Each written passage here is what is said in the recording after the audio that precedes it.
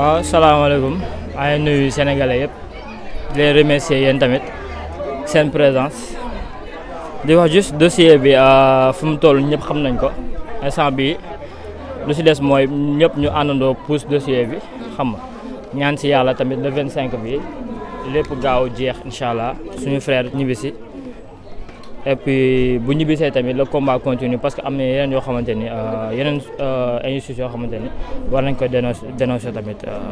loolu la quoi. d'accord ndax jàpp ngeen ne témoins yi dinañ ñëw comme bi nga xam ne bii passé xaaroon nañ leen mais gis nañu mujj bi ñu ñëw bu ñu mujjee renvoyé li nga xamante ni moo di jur yoon. waaw témoins yi dinañ ñëw duñ ñëw instant bi daal ñun li ñu war ñu ngi koy def en tout cas ñu ngi wax ak ñoom daal wax la ñu mën ak ñoom am nañ si yaakaar tamit.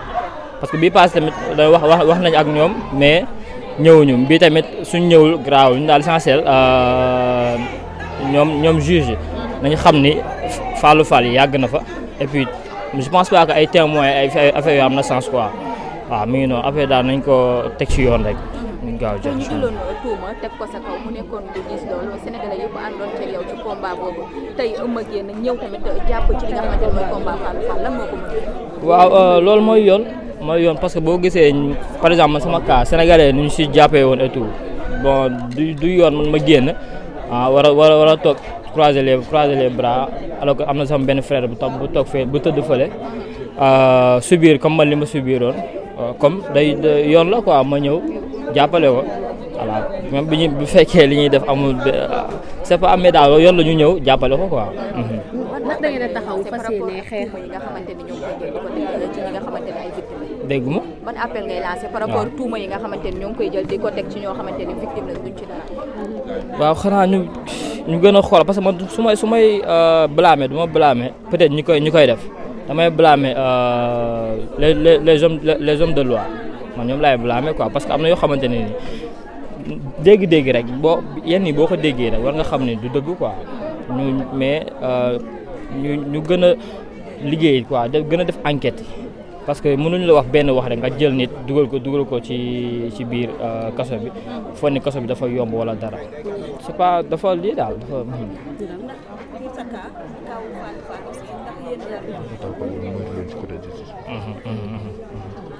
bu ñu jëlee sa cas ak kaaw ki nga xamante ni moo di Fallou Fall ñu gis ne boobaak léegi askan bi ñu ngi ci combat bi waaye yéen aussi ci combat bi desu leen ci ginnaaw benn yoon ndax bu Fallou génnee da ngeen di continuer combat bi ngir xeexal ci ñeneen ñi nga xamante ni aussi teg nañu leen tuuma te ñu nekk ci li nga xam ne moo di prison. waaw combat bi du jeex dañ koy mëne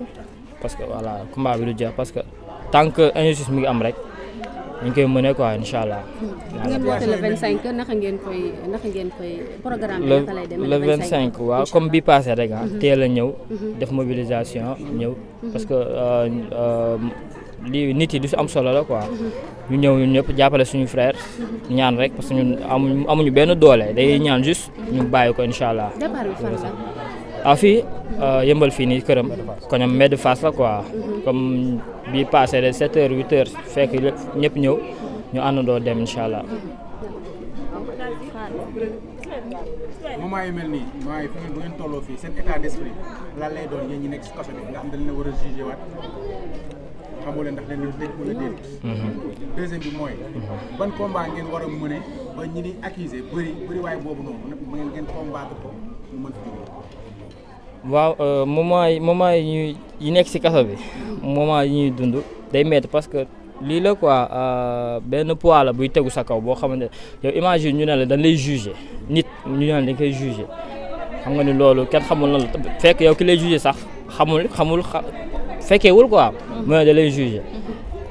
yow d'une part peut-être su nekkee am nga benn force intérieure bi di nga ko gérer peut-être tamit mën nga ko bañ a gérer yàlla moo xam mais tam lu métti la lu diis loo xamante ne nii mënoo sax expliquer lépp quoi mais juste xanaa parfois soo àndee gëm yàlla ak xam ni yàlla daal mooy fépp nga sant yàlla xam mooy loolu. lan ngeen di yëg bu ñu leen tuumaalee tëj leen lu yàgg ñu doog leen yu jugé ñi leen defoo leen dara libéré waat leen ngeen dem ci yàggaay bi nga xamante ne waaw d'une part nag day metti quoi parce que ñu jàpp la tëj la fenn ay at wala boog ay mois ñëw benn jour ne la kaay génn defoo dara après sans dara quoi sans dara ñu la ñibbil noonu di nga am métti déception yooyu yëpp di nga ko am. parce que temps dafa cher quoi temps dafa cher voilà loolu la quoi. mu am ñaar ñu siiw amiin incha allah. mu am ñaar ñu siiw ñoo xam ne dañu amoon problème ak yoon ñu gis ñu génn mercredi bi passé tey bi nga gisee ñooñu lan nga leen di wax ci ñaar ñooñu nga xam ne tëdd nañ 3 mois ba jotu génn. waaw ñu gën a santaat yàlla rek defaraat seen vie xam ni kaso moom ñëpp fay dugg quoi ku baax dafay dugg ku bon dafay dugg ñoom nañ sant yàlla ba ñu fa yàggulee tamit xam nga heureusement génn nañ sénégalais yi accueillir na leen bu baax ñoom tamit nañ